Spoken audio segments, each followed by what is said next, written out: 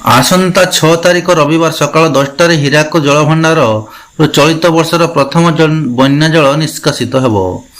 ଉପରମୁଣ୍ଡରେ ଲଗାଣ ବର୍ଷା ଯୋଗୁଁ ମହାନଦୀ ଫୁରିବାରେ ଲାଗିଥିବା ବେଳେ ଛତିଶଗଡ଼ ସରକାର କଲମାର 46ଟି ଗେଟ୍ ଖୋଲି ଦେଇଛନ୍ତି।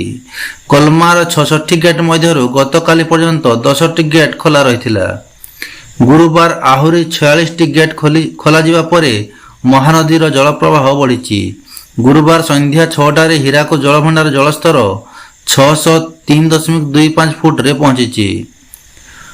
ଜଳଭଣ୍ଡାରକୁ ଏହି ସମୟରେ 1,01,349 କ୍ୟୁସେକ୍ ପାଣି ପ୍ରବେଶ କରୁଥିବା ବେଳେ ମାତ୍ର 34,254 କ୍ୟୁସେକ୍ ଜଳ ନିଷ୍କାସିତ କରାଯାଉଥିବା ହୀରାକୁଦ ବନ୍ଧ ନିୟନ୍ତ୍ରଣ କକ୍ଷ ସୂତ୍ରରୁ ଜଣାପଡ଼ିଛି। ଗତ 24 ଘଣ୍ଟା ମଧ୍ୟରେ ଉପରମୁଣ୍ଡରେ 30.11 ମିଲିମିଟର ଓ ତଳମୁଣ୍ଡରେ 37.51 ମିଲିମିଟର ବର୍ଷା ରେକର୍ଡ କରାଯାଇଛି। ମହାନଦୀରେ ଜଳପ୍ରବାହ ବୃଦ୍ଧି ଯୋଗୁଁ ଆସନ୍ତା 6 ତାରିଖରେ ହୀରାକୁଦ ଡ୍ୟାମର ଜଳସ୍ତର 608 ଫୁଟ ଅତିକ୍ରମ କରିବ ବୋଲି ଆକଳନ କରାଯାଇଛି। ରୁଲ କର୍ଭ ଅନୁସାରେ ଏହି ସମୟରେ ଜଳସ୍ତର 605 ଫୁଟ ମଧ୍ୟରେ ରହିବା କଥା।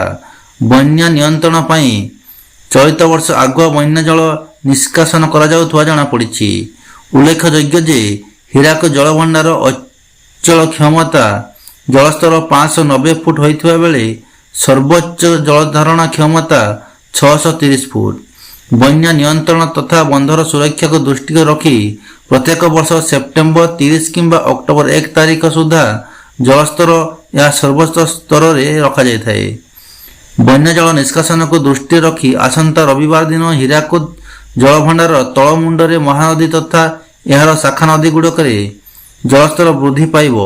ତେଣୁ ନଦୀ ମଧ୍ୟକୁ ପ୍ରବେଶ ଓ ଅନ୍ୟାନ୍ୟ ବ୍ୟବହାର ପାଇଁ ଜନସାଧାରଣଙ୍କୁ ସତର୍କତା ଅବଲମ୍ବନ କରିବା ପାଇଁ ମହାନଦୀ ଅବବାହିକାର ମୁଖ୍ୟ ଯନ୍ତ୍ରୀ ପରାମର୍ଶ ଦେଇଛନ୍ତି।